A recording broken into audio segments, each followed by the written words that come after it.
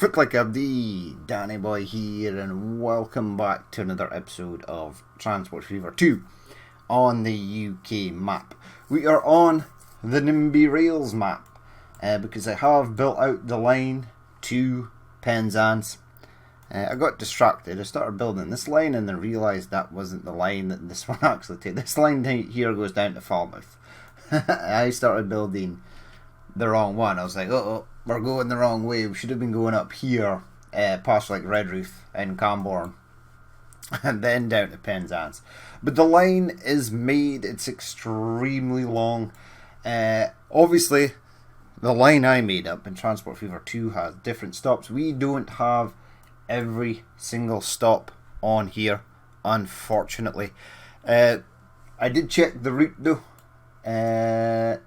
So, starting from down here, there are 27 stops. So the first one, well, actually, it doesn't start from that side. It actually starts from the Aberdeen side. So it starts at Aberdeen. If I go down to the bottom of the list on the cross-country timetable map, it goes from Aberdeen and heads down to Dundee. Well, the route is actually 27 stops. I think it's just over 12 hours. It leaves at like 9:30 in the morning. And in fact, I think it leaves at like 8:30. So we'll continue on. So Aberdeen down to Dundee. And then it goes down to Haymarket. Doesn't really stop anywhere else. I did think it would perhaps maybe stop at Leuchars or Cooper or Arbroath, but apparently it doesn't. Just goes straight down to Haymarket through Edinburgh. It goes into Edinburgh, sorry, stops at Edinburgh.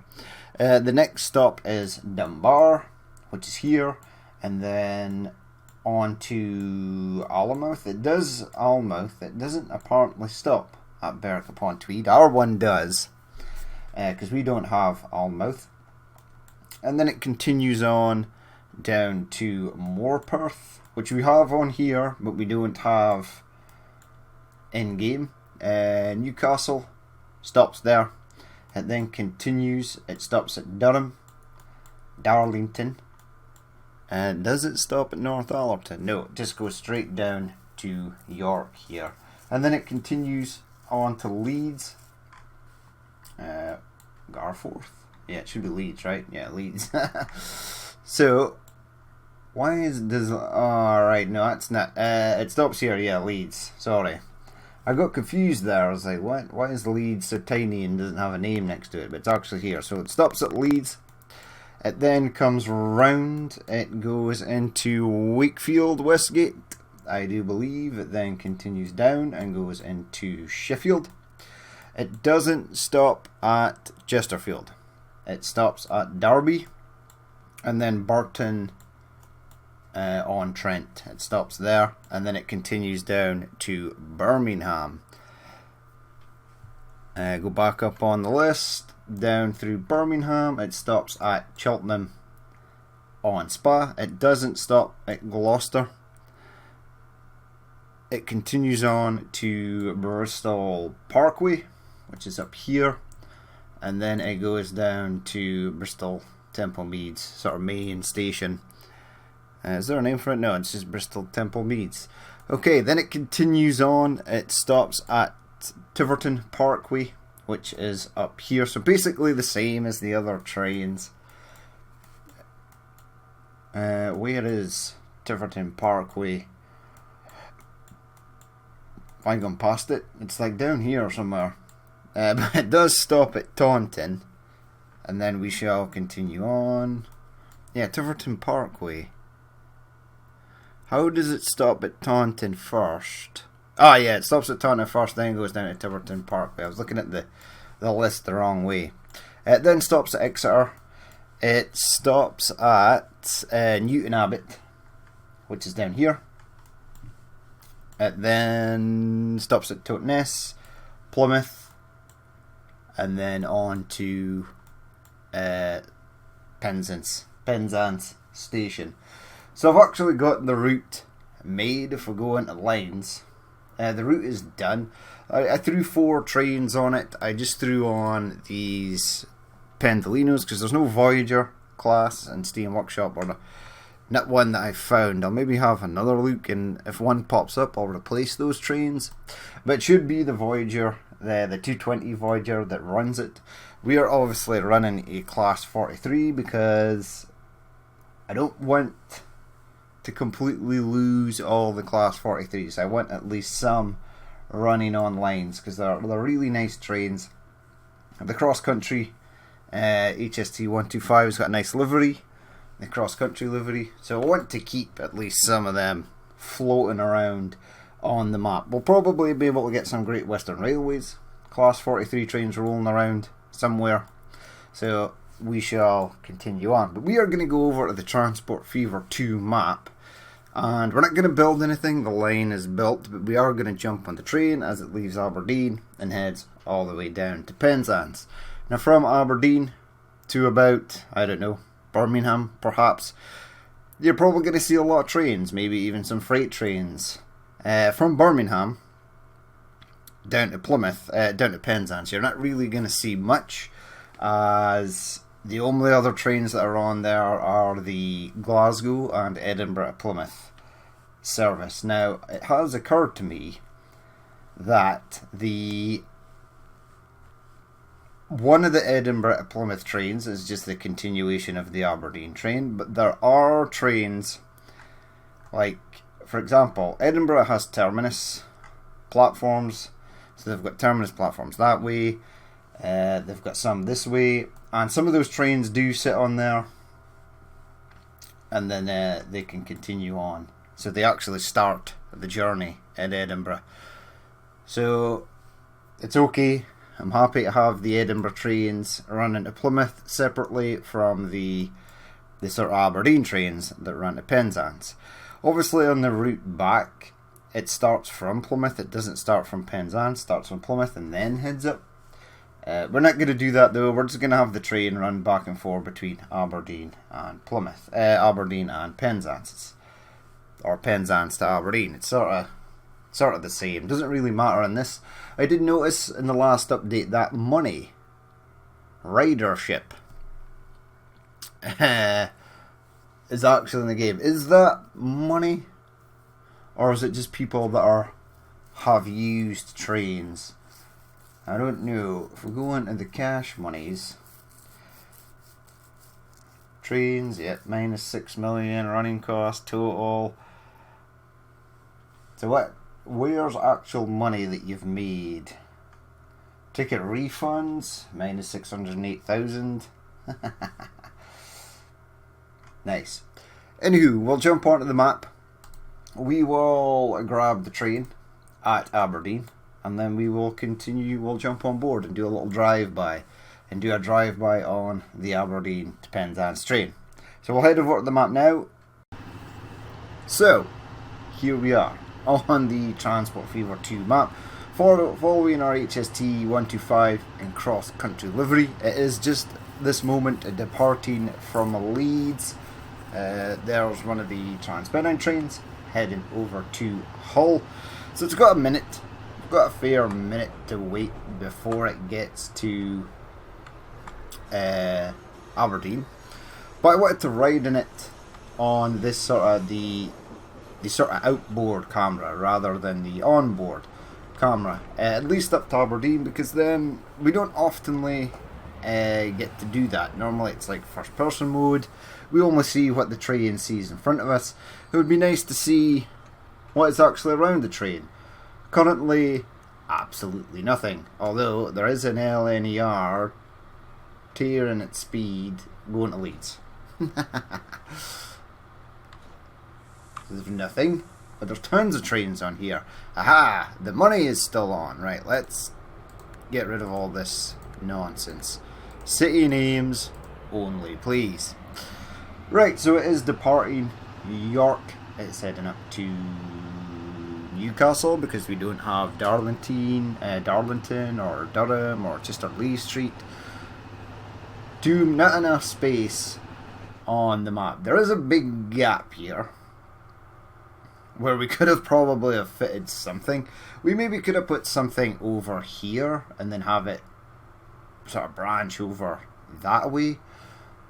I think we'll maybe have like farms and industry or something over here. We'll get some freight trains or something running. I mean, the Edinburgh freight terminal is just over there.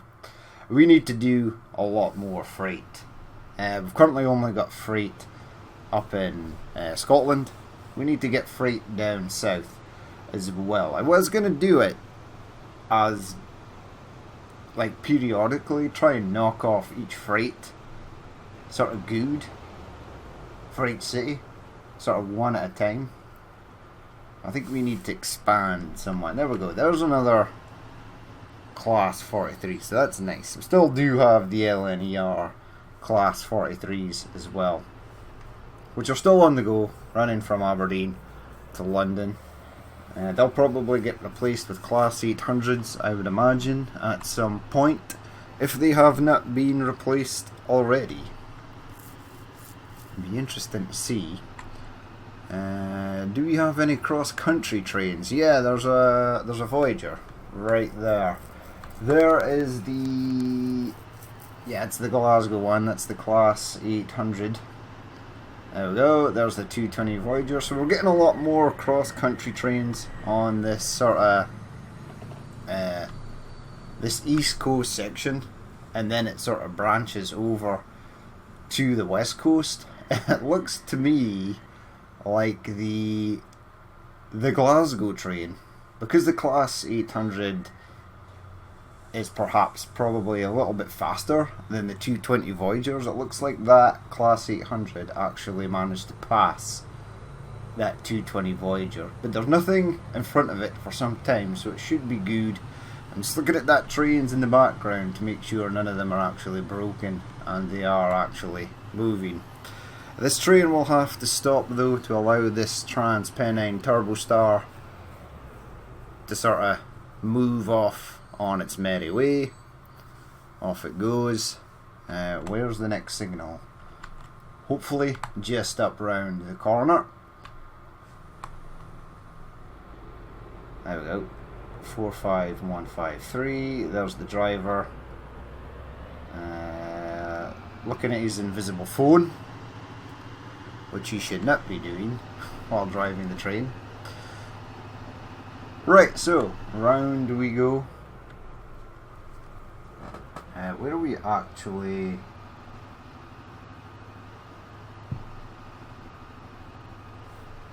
heading for next? Is it Berwick-upon-Tweed? I think it is. Yes, that light turned to green, perfect timing. So the Trans-Pennine train doesn't stop there, it just goes sort of direct. I can see that Berwick-upon-Tweed is trying to do something kind of naff over here, which just means that I'll probably have to change up the bus route over here to actually head out there now. I'm happy to let them keep this. This is fine. As long as it doesn't go too wild over here, etc. I'll maybe configure this road to be mine. This road all the way from here, round here, down to there and along there, was all, should be, assigned to me, assigned to as player road. But it looks like when the AI built this and connected this on here, it's rechanged that back to street, which is bad. I did fix that abominable mess at Perth, where Perth had basically extended out to Glasgow when it should not have. It should not have been able to do that. Apparently it managed some way, somehow. I don't know how, but it did. There we go. So our train is arriving in Perth. This is actually taking quite long. There we go. There's there's the C-Mex freight train picking up stone, dropping it off over there. There's a lack of construction materials there, but that is good. It means the trains are picking it up and shipping it out to the destinations it is required to go to. Right, so this train needs to stay on the sort of right hand side of Edinburgh Station in order to pass straight through and then head up north. Everything, I think, from these 1, 2, 3, 4, 5 platforms on this left side possibly may only be able to go, yeah, to the south. Although no, one of these trains should be able to go to Glasgow Central also. There we go, some trains heading out there, lots of trains in Edinburgh. I'm thinking about changing this up for something newer. I don't know what to change it up to. I quite like those, are they class 92s or 96s? I actually really do like them, so I'm going to kind of keep some of them on the go. There's a ScotRail train heading somewhere. Freight train is tearing off down into the tunnel. Yeah, the thing I might do is just delete one of these. You've got 37 on board. Hey, you had to give way to us. Perfect. ScotRail, Aberdeen to Edinburgh, and that one is heading to Dundee. What does our train actually have? 139 people. Holy crap. That's a lot. I did not think that this is like the first run of this service, so normally there's 0 people on board it. Apparently everybody wants to use this. It's almost there though. It'll soon be in Dundee. There is sort of high traffic in that sort of area, so we might get delayed slightly. There's the other Edinburgh to Dundee train. We need to do the Caledonian Sleeper. Now when I say that, it does have the route from Inverness to Edinburgh so far. We need to continue on. I think it goes down to London. There's another class 43 there in the ScotRail livery that's heading from Aberdeen to Glasgow.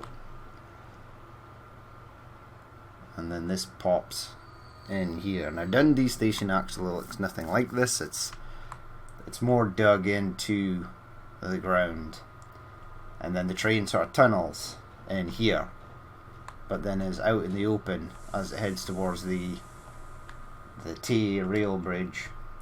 Right, so we're almost there. Just a little short hop over Aberdeen. We will jump on board the train. Now in real life it takes over 12 hours to get from Aberdeen to Penzance. Let's start praying right now that it doesn't take this long. And this must be an extremely long video to render and compress and upload onto YouTube if it was. And if that did happen, it would obviously mean that something has gone catastrophically wrong with trains further down the line. There we go, there's some freight. That's another cement train. It looks like Concrete Bob or Construction Bob, whatever his name is. It's a great name for a train.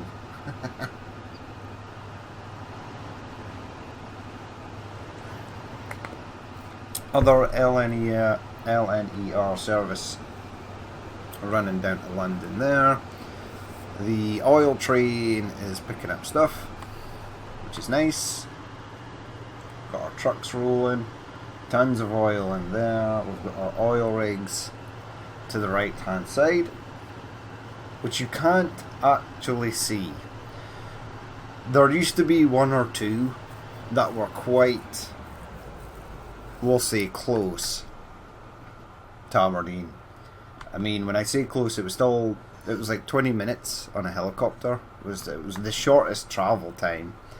And on a really, really super clear day, you could maybe see, I think there was one or two of them that you could possibly see from the beach. But yeah, normally you only see oil rigs when they are under tow, and they're being towed to like Invergordon or from Invergordon or Dundee. To either get dismantled or they're getting taken back out to start working on another field. Normally not things like this. So this is like a permanent, and this one here would be like a floating version, or a jack-up. You get jack-ups as well. The hell, the semi-submersible rig. So the semi-submersible rig works. So underneath here, there are like pontoons that join the rig together, and they flood them, fill them with water, and then this sinks down and it gives it the buoyancy it needs. And then there are anchor points from each leg, and then that anchors the rig in place. They also have manoeuvring thrusters down in the sort of pontoons, and they sort of use dynamic positioning to keep it in place. I was actually on a rig like this during a storm, and it was so bad that everyone sort of got evacuated, which was good for me, apart from essential personnel that had to stay.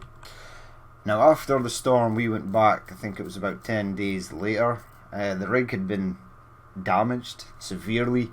The anchor points had started to go at the sides of these, the chains, and one of the guys was saying he was in his bed, and when the chains snapped, you heard them hitting off of these legs here, and it was a extremely huge. He's like, it sounded like an explosion every time a chain snapped. And there were something like 12 chains, and something like 8 of them had broke, and there was only 4 left. They were barely trying to keep the rig in place with the dynamic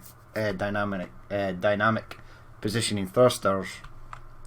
And they said if the last anchor points had gone, the rig would have been lost totally.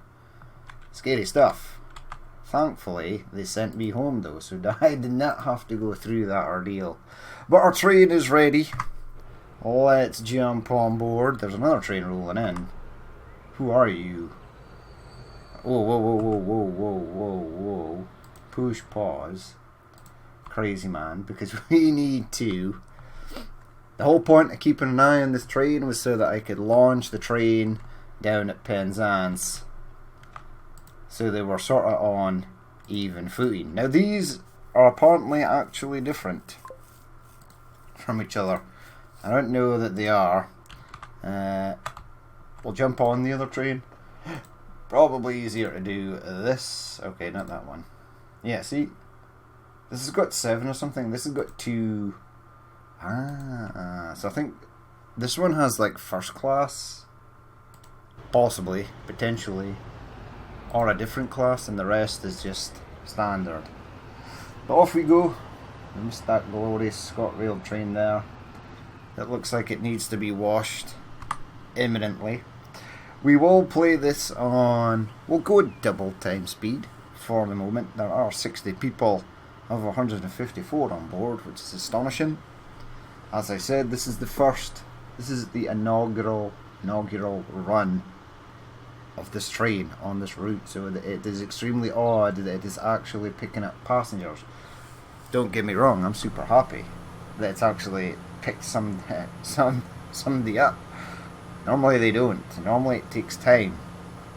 It was one of the things I really like about what they implemented into Transport Fever 2, because in Transport Fever 1, desperation would set in or despair even, when building new lines in Transport Fever 1, because it would take so long for passengers to accumulate. Now in early game, when we did not have the pause time available, it was really bad. Many years would go past, new trains would come out, and you'd be, I'd love to use that, but because lines did not produce that much profit, and it took so long for lines to sort of embed in their routes, and for people to actually come from the city and go to the station to use them, that new trains would come out, and then by the time you had the money to buy them, they would be gone, and another train would have taken its place, a newer train. And then you would figure out that you didn't have enough money to buy the newer train. So, yeah, Transport Fever 1 was not difficult, on the hard difficulty. You could still get a decent start if you knew what to do. I mean, mine was always oil. Always go for oil. I've never actually checked to see what trades sort of highest. I don't know if Transport Fever 2 actually has an economy that works like that. The only way to test it would be to buy trains, exactly the same train, but no running costs on it or anything. The exact same container wagon, set it on a route, have it pick up the exact amount of sort of crude oil, fuel, food, construction materials, etc. One of every sort of good. Go to another point at a certain length down the map, and then record what the sale was, how much money was made for dropping off the goods at the other side. Now it would have to be identical. The starting point and dropping off point for the train or vehicle would have to be in the exact same place. No other trains, no delays. Just I'm sure someone has probably done that, tested it out to see if there are, to see the economy, to see if there are goods. It's not like Workers' Soviet Republic, when Workers and Resources Soviet Republic, when it actually shows you the price of goods on the global market, and then it accounts for downturns and stuff like that, which is really cool. Adds different aspects of the game. You might have built a game where it's solely based on exporting oil, crude oil, and then suddenly the crude oil could plummet, just like it does in real life. So crude and gas has its highs and lows. So when it's at its highs, everything is great, you make a lot of money. Unfortunately, you get a lot of people who make too much money. They start living out without their means, buying really expensive houses, cars, and then a downturn comes, and then everything goes. All the money disappears, everyone starts losing their job, and then the oil comes back again, and then companies realize that they don't have enough people because they've paid off so much, and it's like a seesaw effect. It's really unstable, the oil and gas industry. There's no sort of baseline where it's just constant. It's either up or it is down. So I went through many ups and downs. Eventually, this time, the down was just too much. The price of oil plummeting, the fact that no one was using it due to the pandemic, was just a massive strain on too many companies. So most of the oil rigs in the North Sea or in the Mexican Gulf, over in Asia, the Middle East, they just stopped. They just stopped doing everything. But if you work for a sort of service company that maintains those wells or is involved in the decommissioning or construction of new wells, then that work just dries up instantly, because no one is doing anything. No one is spending any money on maintenance or building new things or taking old things apart. Everything just stops. So this time the downturn was... Now the company I worked for is absolutely huge, one of the biggest oil servicing companies in the world, but it was far too much. Many people had to go, and it wasn't a case of just paying off some people in each department. Entire departments, I mean the department I worked in had been on the go for 50 years, and then it just shut instantly within a day. So our boss just got a phone call from the head office over in America and was like, everyone must go, including him as well, which was pretty outrageous. So it was one of the first things he said. He was like, don't feel bad, because I'm getting paid off as well. That was his last act as manager, was to inform everyone that the department was shutting down and everyone, including him, was going. All the assets, our equipment and stuff was being sold off. And the weird thing is, I know people who still work there, It's like all your equipment for your jobs that you used to do is still there. One, because there's no point selling off equipment. No one is going to buy it. No one is spending money, so they couldn't sell it. And then halfway through, all the work started to rise again.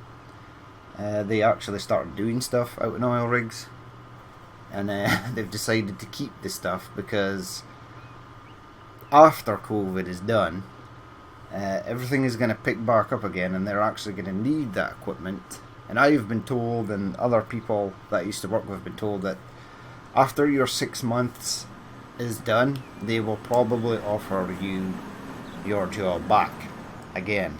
So we'll see how it goes. I worked offshore and around the world for many years. I'd like to spend some time at home. I mean, don't get me wrong, everyone has been spending time at home. Lots of people are trapped in their houses, they can't go out, working from home, staring at a computer screen all day, unable to see family and stuff. Now, this isn't at home for me. Like, yes, I have been in the house, but I've not been out. That's what I want to do. I want to go out. I want to explore some more of my homeland, Scotland. I want to go out. I want to play golf. You can't do these things, so even though I have been at home and not getting sort of punted all around planet Earth to different sort of oil wells and countries and such, I have been at home, but I've literally been at home. I haven't been able to go out and do anything. One of the things you miss when working offshore is you miss a lot of weddings, funerals, birthdays, and then you're always somewhere, and then your friends will be in a group WhatsApp, they'll be on a night out, and then they'll be like, oh, this happened and this happened, and you're missing out because you are away. It's one of the things that people that work from home sort of accept, that they're not going to be there for everything. And then when I got paid off, I was like, yes, now I'm at home, I will be here. If someone has a stag do, or a group of my friends want to go on holiday, or if my girlfriend wants to go on holiday, or if there's a wedding coming up, someone's having a night out for a birthday, it's like, I will be here because I no longer work away. But it didn't work like that because no one is doing anything like that because of COVID. Just been stuck in the house. So it feels like all this time I've spent at home, I've still been missing out. So I don't know if I will go back to working in the offshore oil and gas industry. I might do sort of consultation work using the computer at home. Obviously I'm building my new rig, which would be great for that, even though I absolutely hate CAD. If you know what CAD is, it's for technical drawings and stuff. I hate doing stuff like that, but I will do it rather than being away constantly. And then at least I'd still be home. That was one of the things my girlfriend said, is one of her best friends is getting married, and we'd been invited to the wedding, and she was like, this time you are home, so you will be going. I was like, I'd love to go to a wedding. I haven't been to a wedding in years because I've always been away. Some of my best friends have been married. One of them was like, he asked me to be not like the best man, but one of the groomsmen. And I had to say no because I did not know if I was going to be home or not. The company I worked for, you were allowed allocated days for holidays. So you had 28 days holidays to take, and you would often take them and schedule time off. And then something would happen, and in the contract they had the right to revoke holidays. Now the department I worked in sort of did emergency procedures, sort of out in rigs. And normally if I lost holidays, it was because of that. It's like, you need to go out to this oil rig, they're having real problems with this sort of thing. It's now come to the point where it's almost an emergency. You guys have to go out there and fix it. And we sort of need all hands on deck. So I've had many holidays revoked. And the worst thing is,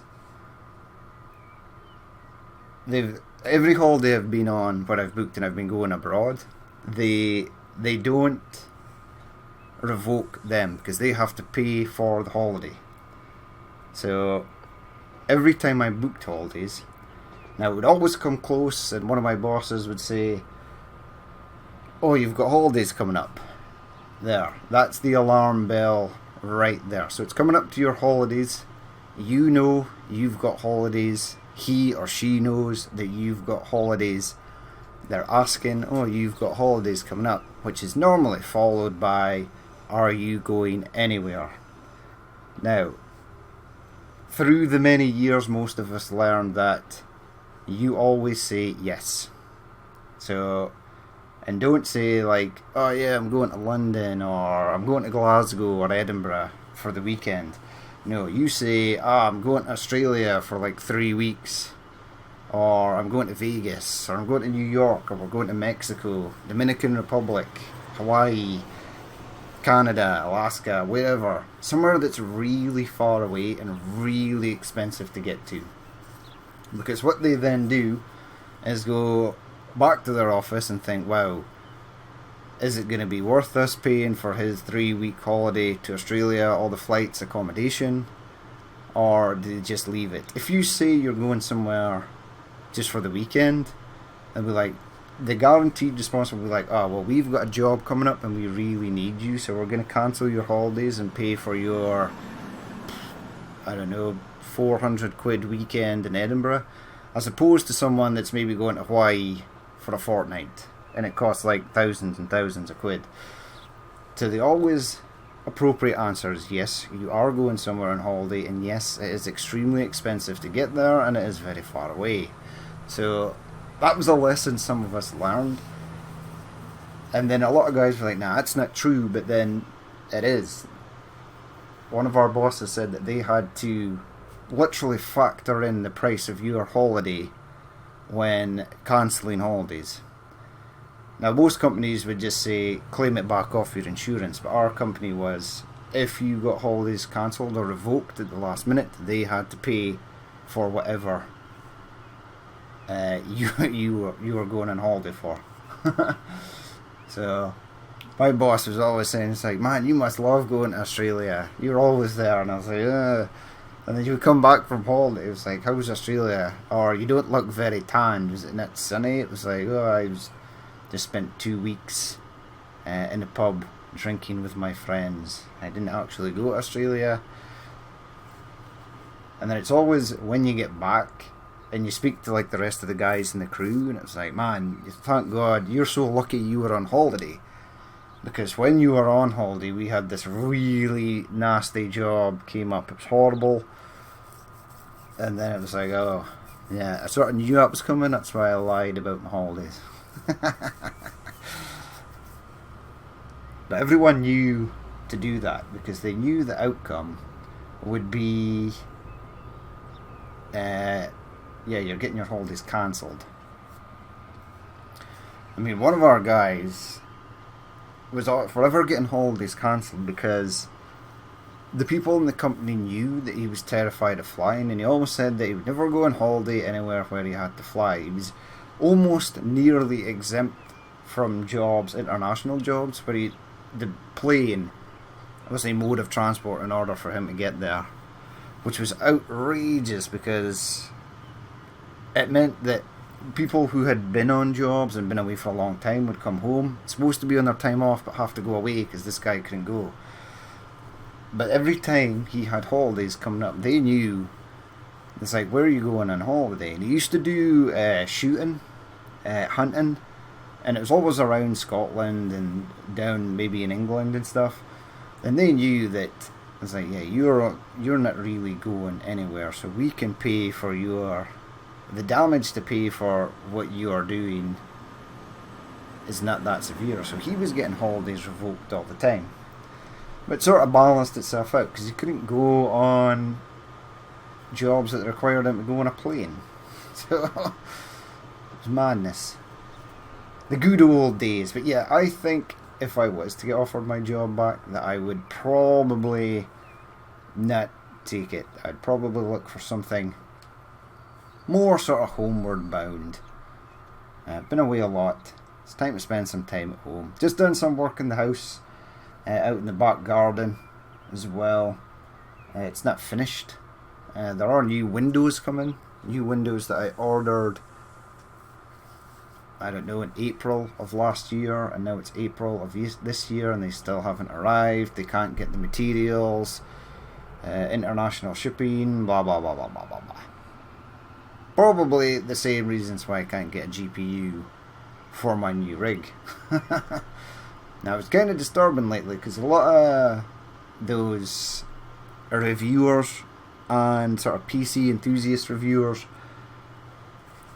Linus Tech Tips, JS2Cents, Nexus Gaming, Nexus Gamers, etc., they've always been commenting on the CPU, GPU sort of shortage. I'm good for CPU now. I have my AMD 5900X. It is on its way. I did give my friend the old one so that he could use. He's managed to get a replacement one, which was very nice, and he's going to send it out to me to put back in the other PC, and then I can almost finish the build, and then we're just waiting on the GPU.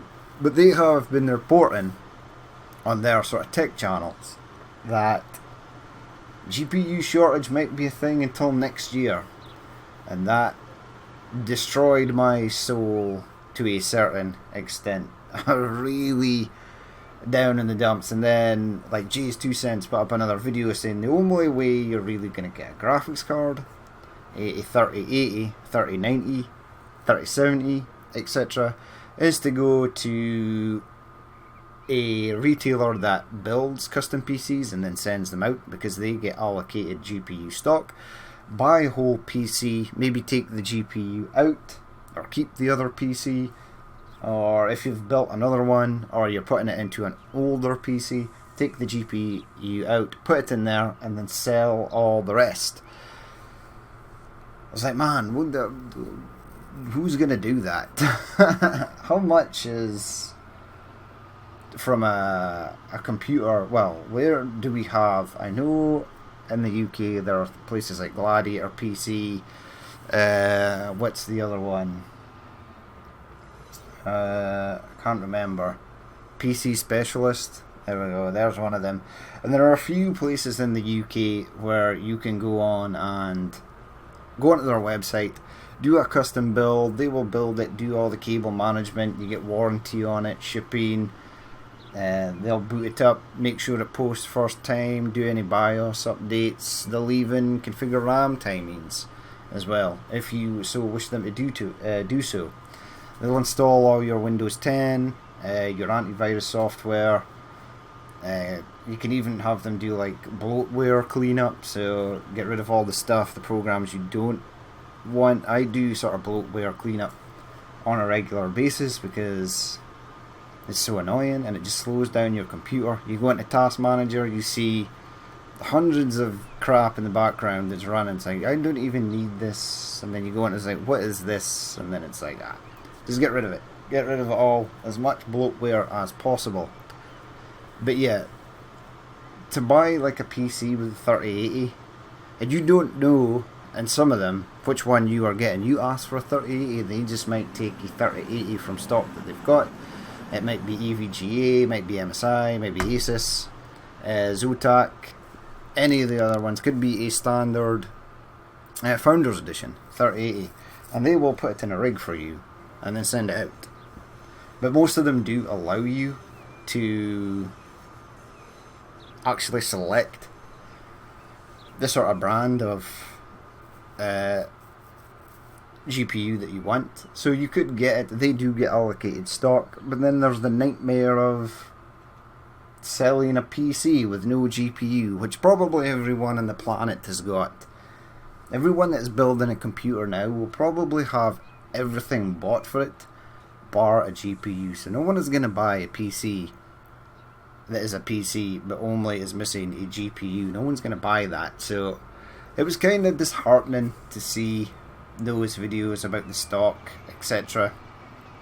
For those of you who are looking for a CPU, the stock in that it looks like it's coming back, because if you go onto eBay and things, I noticed the other day, I was looking out of curiosity for an i9 10900K and a 5950X for someone else who's building, one of my friends who's building. And I was like, I will have a look, because there are unknown places, like not big brand companies, that do actually sell these, and they're not like on mainstream Google. So when you go into Google and search, you get things like Curry's PC World, Scan, Overclockers, Newegg. You got all those sort of big name brands that pop up first, but there are smaller brands out there, smaller companies or little computer shops that do get them in stock and will have them on their website. You just need to know where to look. Sometimes it's easier to get things that way because no one else really knows about them, unless they're really, really digging deep to try and find one. But yeah, I noticed that the eBay prices for things like 5900Xs and 5800X, 5950s have come way down, and some of them are only £100 above what MSRP is, the standard retail price. So obviously stock is coming back. You've got a lot of the scalpers that have bought up tons of them, probably bought up as much as they can get, and now they can't really sell them off because stock has come back and everyone is just going to a reputable outlet to buy it.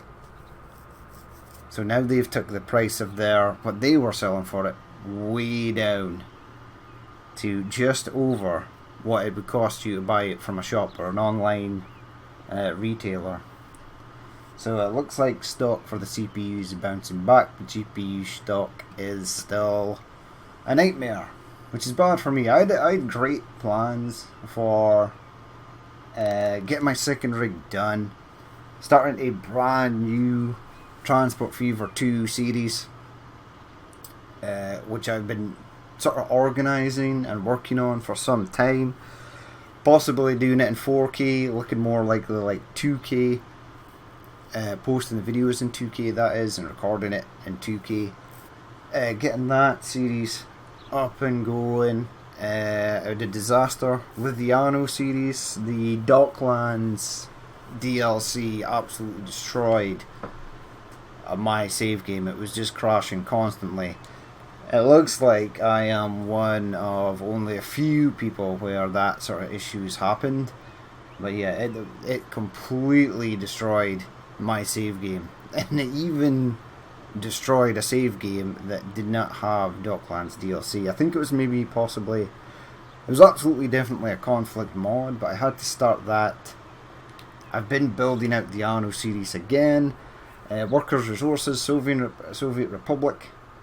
Again, there's a new update for that coming soon that brings out helicopters, and I have heard word on the grapevine that this new update will cause major issues with previous save games. And I just started a brand new series. I've only built 4 cities, a farming city, a fishing town, a logging camp, a sort of main town village. But yeah, it's adding the new helicopters that I want and I'm looking forward to playing with is probably going to destroy that save game. So that's it. Enough of my annoying voice droning on. We've arrived at Penzance. We saw some trains on the way. I really do like the class. This is the only train that currently goes here. We will get some Great Western Railway services heading out here. But yeah, this train is heading down. It made 2 million. That's pretty good. And it probably would make more, but there's no Penzance bus route up and going yet. But there we have it, the drive-by Aberdeen to Penzance, the longest route in the UK. Now in real life this train would be shacking up here for the night and then popping down to Plymouth for 9 in the morning and then heading back up to Aberdeen. This one is not. This one's just going straight back. It's probably why this guy is asleep, because he's been driving train for a very long time, and he will continue to do so. But yeah, we'll leave it there for that episode. Obviously there's not much down this side of the map, So I think this could be an opportunity to, when lines are further built up and there's more trains on the go, we jump on this train again later in a future episode and see the differences. See the different trains that are running from before, when it was first conceived, and nearer the end of the map when everything is almost kind of done. But yeah, that is going to be it for this episode. As always, if you did watch this and you would like to leave a like, comment or dislike, please feel free to do so. And if there is more you would like to see in the future, then hit that subscribe button. But I've been Danny Boy, this has been Transport Fever 2 on the UK map, and I will catch you later.